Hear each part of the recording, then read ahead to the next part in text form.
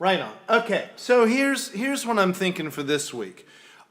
Basically, I'd like kiddies and beginner students to come away from this going into your piano lessons because I think it's important to take real piano lessons.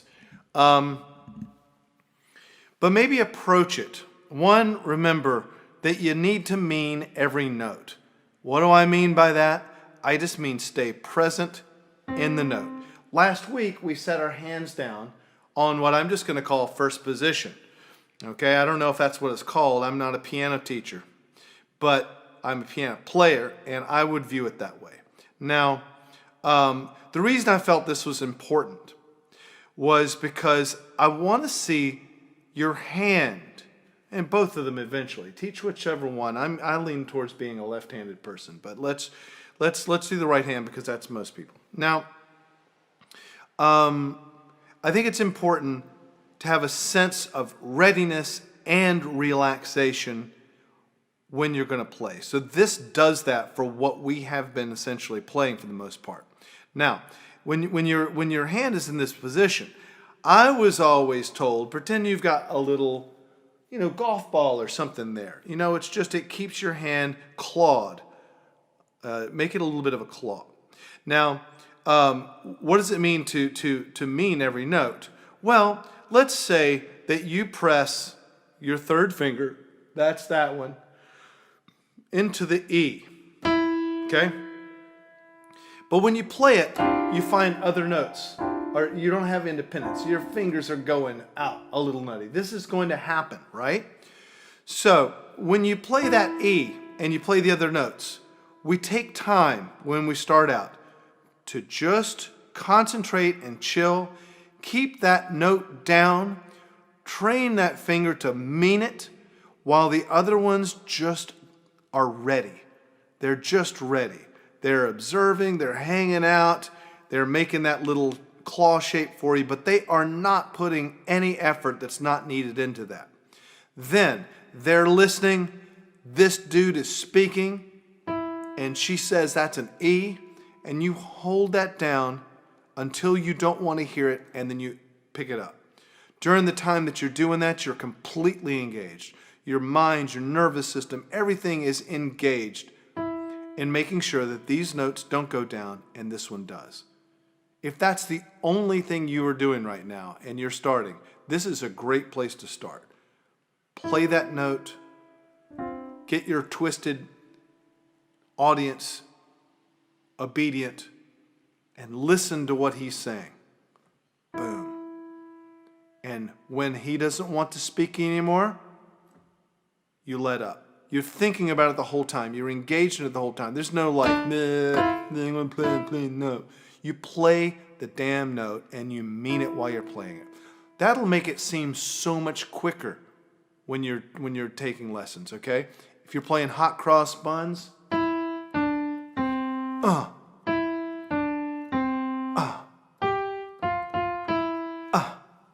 I mean it, like mean that shit, right?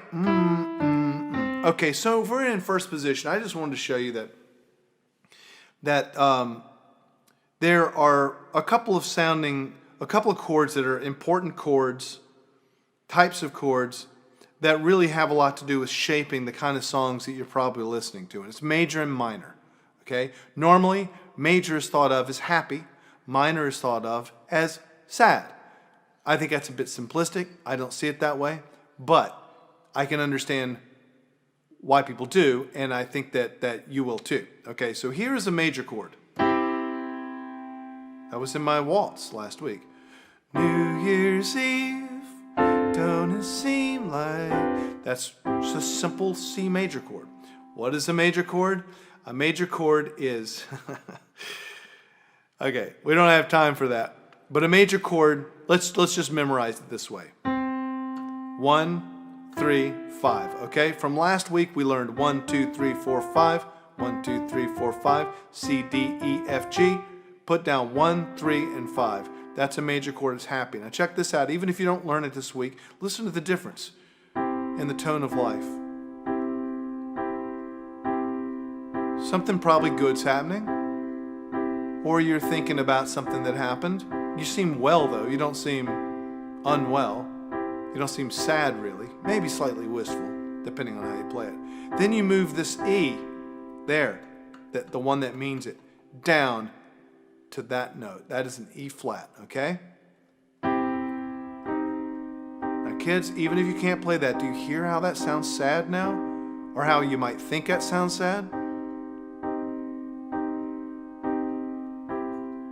The reason it's not completely sad is because of something called Schadenfreude, which is rampant these days. People like sad chords sometimes. There we go. So that's a sad chord. Okay, so what we have hopefully taken away from this is you mean the notes. That's why I've got you doing that.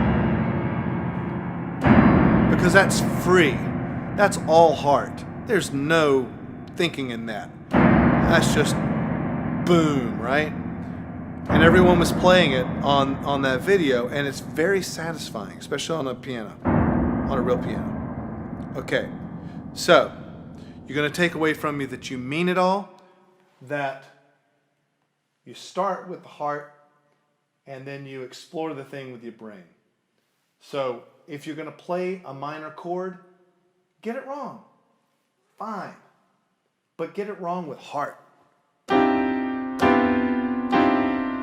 Yeah. There it is, correctly.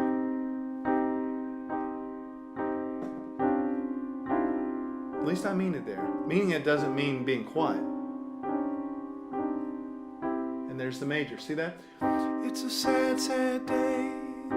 We don't know where life is going. Somewhere happy now.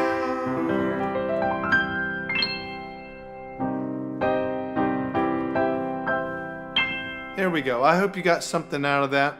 Hope that when you take your lessons, you learn slowly, be into it. The time will pass so much quicker if you're actually concentrating on it. First it's hard, and then keep concentrating. Push down the second note.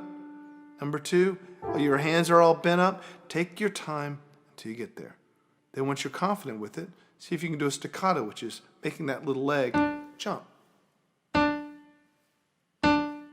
Then go back to see if you can make it really long, a long note, okay?